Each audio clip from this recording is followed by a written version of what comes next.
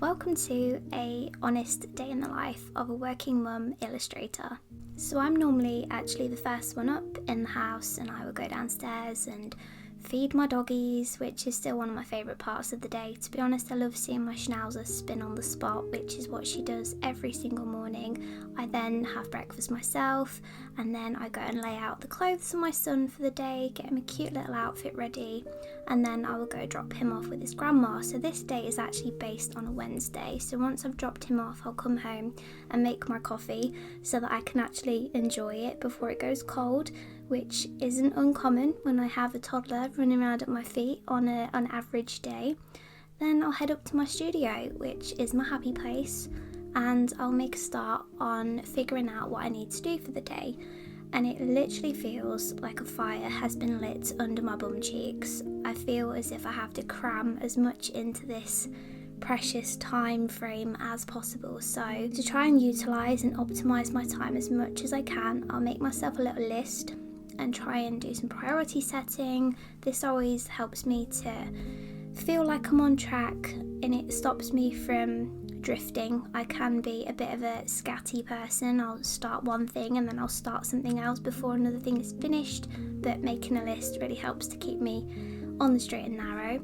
And then it's on to packing any orders that have come through over the last couple of days. I usually pack orders every day pretty much. I'll do them in the evening or midday, depending on if my son has a nap or not, which is very hit and miss at the minute. But on this particular day I had some pouches to make.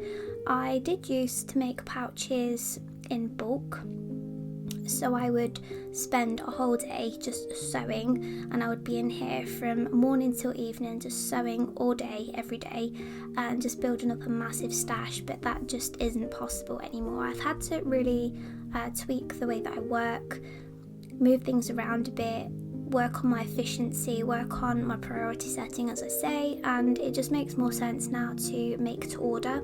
I still get them done pretty quickly, usually within 2 or 3 days, so I do prioritise my orders above anything else, but I do love making pouches still.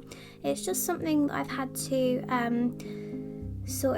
it took a lot of thinking, but I don't make as many anymore, and I'm going to be limiting my shop updates throughout the year and focusing on building my portfolio instead. But I'm already missing sewing so much. It's just one of those things that takes up so much of my time, and I had to be really honest with myself about where I was spending my time and how I could get the most out of the little time that I have, because the reality these days is I don't actually get that much time, and that's been the biggest adjustment for me, is being satisfied and comfortable with the hours that I have got, rather than what I used to work to, which was a lot. I used to think that I was a bit of a workaholic before I had my son. I was always working. It just fills me with so much joy. I love what I do. But these days it's not something that I'm able to just, cram as much time into and churn all of these products out as I used to. But I do think that has worked out for the better for my shop, because I think I was just getting a bit carried away and just adding too much into my shop without really thinking long and hard about what I actually wanted my shop to be and where I wanted to go with my work. As you can probably tell, sewing is a lengthy process, so on this particular Wednesday it was also snowy and cold outside, so it was a really cosy day in the studio, but I spent most of the morning working on pouches. So on a Wednesday my son goes to his grandma. I'm really lucky that I do have a few hours of childcare with his grandparents each week. It's been difficult over the winter, whilst everyone left, right and centre has been sick, us included. It's just one thing after another. Like once one of you gets better, somebody else gets sick.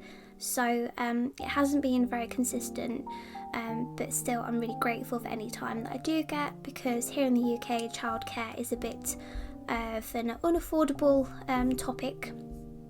I do understand that a recent budget has come into play that will be rolling out over the next couple of years or so. By then my son will be too old, I think, to take full advantage of that, but it's great that the UK are making changes, and I hope that they stick to them. I hope that people find them beneficial, and it's just great that we can help get parents back into work if that's something that they want to do. I do feel this sense of as a mum having to choose one or the other, whether it's my career or my son, and I hate that. I firmly want to live in a world where we can do both. So here I am just constructing some little charms as well and adding them onto their packaging. Again, this is one of my favourite things. Presentation for me is one of the most special things about having a shop, and I love packaging orders together and making them really pretty, making them really special, making them a nice box of joy for you to open. I try and make them what I would adore landing on my doorstep, so I hope if you've ever had an order from me that you love it. And yeah, then I just go through all of my parcels. Once they're all packed, I will then put all the tape on in bulk, because I've got this new super sturdy eco tape that you wet with a sponge, and I like to do all that together. Then outshoot all of the labels with my trusty foam memo. I'll link this one down below because it is a lifesaver. It's been such a huge improvement for my small business. And then I'll go back to admin, answer any emails that have come through, just file any receipts, sort some accounts out, and then it's on to my Patreon content. So I'll write newsletters and blog posts, let my patrons know what I've been up to.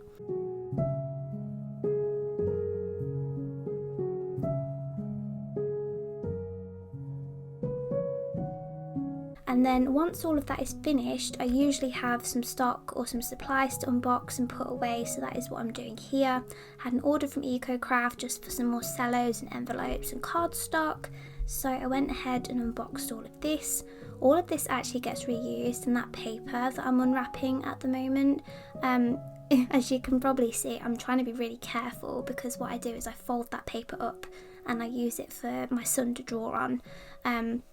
Just massive sheets of paper, so if you get like online deliveries, I just save it, fold it up, and he either just likes to crunch it up and stand on it, and I put it in a cardboard box, and he likes to climb in it, make lots of noise, but mostly we save it for crafts and drawing on, and it just saves breaking into our paper stash or my office paper, and he can just use this instead. But yeah, I like that they wrap all of this up in eco-friendly packaging and make it nice and sustainable. But I was running low on cellos, so I got some more of those, and I also wanted some more thick card to try for my bookmarks, because I now print on demand at home. Once all of this is done, I then go and collect my son again, or he gets dropped off by his grandma. And then on this particular day, I walked into town to go and post my parcels, and then I had to go to the supermarket to get myself some lunch because I hadn't eaten yet.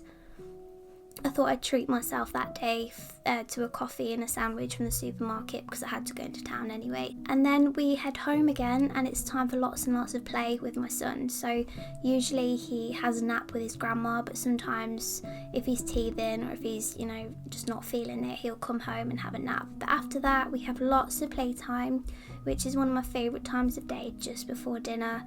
He is really learning so much at the minute, and you can just see a difference every single day. The work you put in is really paying off. It's nice to see.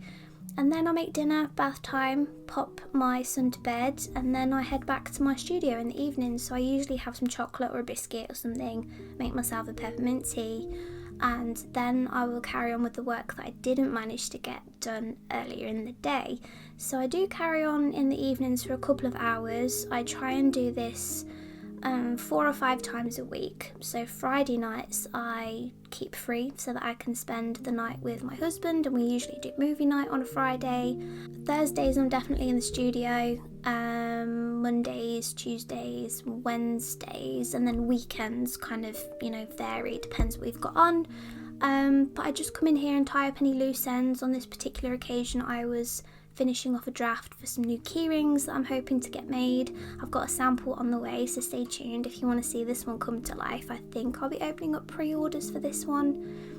And yeah, that is pretty much a day in my life on a Wednesday. It's not like this every day, because I don't get childcare every day, but I do what I can as a working mum so that I can also still work on my small business at the same time.